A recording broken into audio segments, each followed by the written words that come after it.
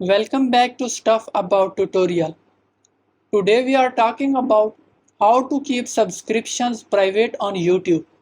Why would you want to know how to keep subscriptions private on YouTube? Well, maybe it is your first time using YouTube and not sure how to keep subscriptions private on YouTube. So today I am going to show you how to keep subscriptions private on YouTube. Check video description and I will try to leave the written instructions. Keeping subscriptions private on YouTube is quite simple and the process is easy to do. First of all, open any browser. Now write youtube.com in search bar. Now you are seeing different buttons in left side. Scroll down. Here you are seeing settings. Click on it. Now click on privacy. In subscription section, keep all my subscription private. Toggle it on.